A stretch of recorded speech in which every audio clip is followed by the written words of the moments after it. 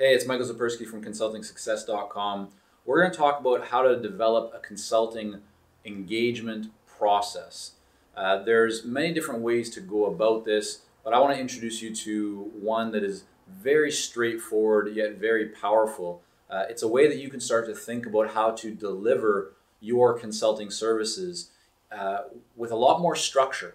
And that structure is not only beneficial for you, because it's easier for you to start to really not only delegate aspects of the work, but organize really how you deliver, what other people can do, what you should be doing. But you also get a lot more clarity around actually having a process, knowing that when you do this, the next you do that, and you can work through it.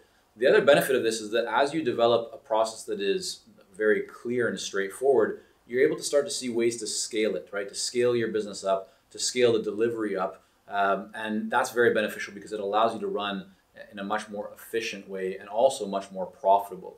But the other reason why this is really beneficial is because clients like to see that you have a process. They want to know that you're not just doing things off of the seat of your pants, but that you're actually bringing a process or a way that you've engaged with others, and now you're going to be taking them through. So having a process like what I'm going to share with you developed that you can use not only for the benefit of your business, but also explain to prospective buyers and clients is really, really powerful. And so that's what we're going to get into right now. So there's 4 parts to creating this process.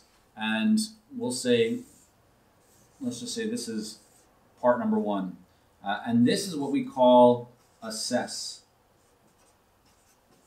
Okay? Now, what you're doing when you are in the assess phase is you're starting off and you're assessing the situation. This is what we often call like a discovery offer, but it's the first step to really understand what is going on in your client's organization, what the opportunities are, the threats are, what can be done. It gives you clarity as to how to best move forward through the next stages of the process. And the outcome, right, the deliverable from this is really that you are going to put together a high level, we'll say kind of, high level plan.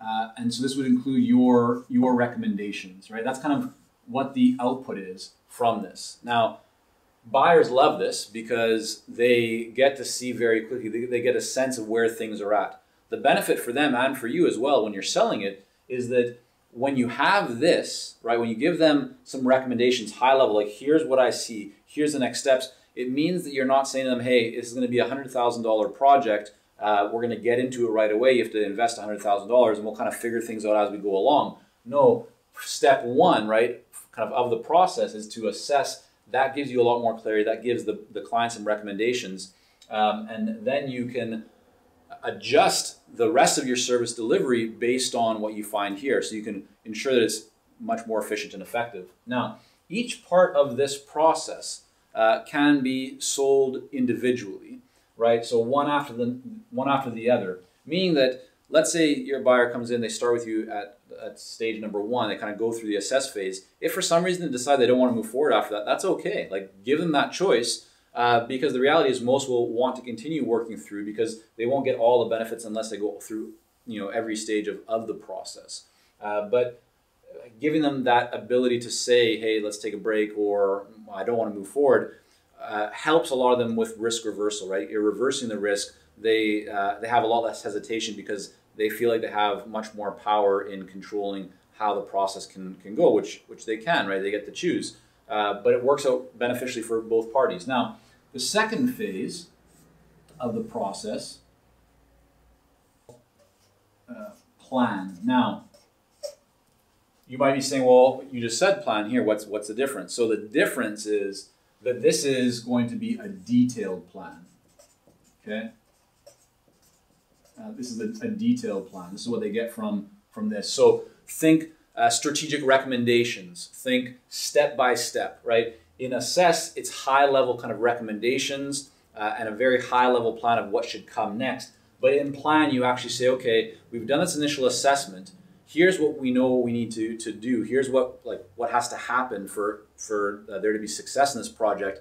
Well, now you actually get into developing the specific strategic step-by-step plan of what's going to happen next. And next is what we call implementation. Oops,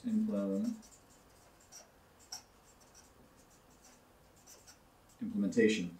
And implementation, right, or you can just say implement for short, right?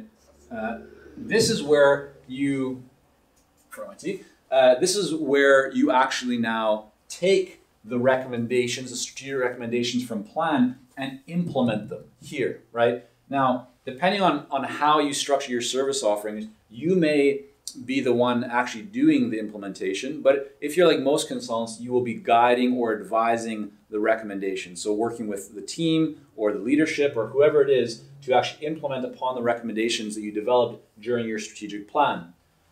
Now the final phase here, which is phase 4, which a lot of people don't often think about, yet it's really powerful, is what we call, I'm going to write it, I'll write it here, optimize.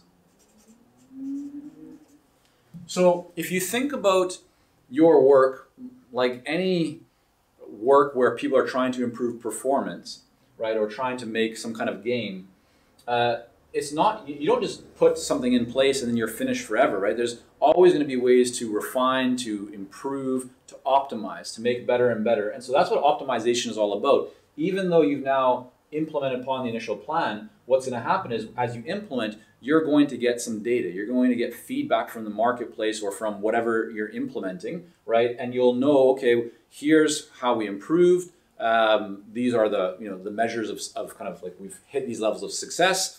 But it doesn't mean that you're done, right? There's still going to be more work to do if you want to continue improving upon that or ensuring that you maintain that level of improvement. And so that's where optimize comes in. So with optimize, right, implement, the output is implementation. In optimize, really what you're delivering could be things like coaching, right? So let's say ongoing coaching or training. It might be even mentorship, right? It could be working with teams. There's a lot of different ways that you can deliver on optimize, but this is usually ongoing or for a set period of kind of longer term time.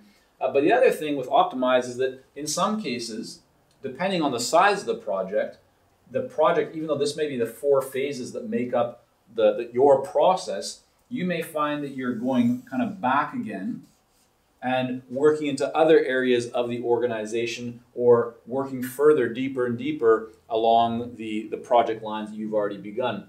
So those are the 4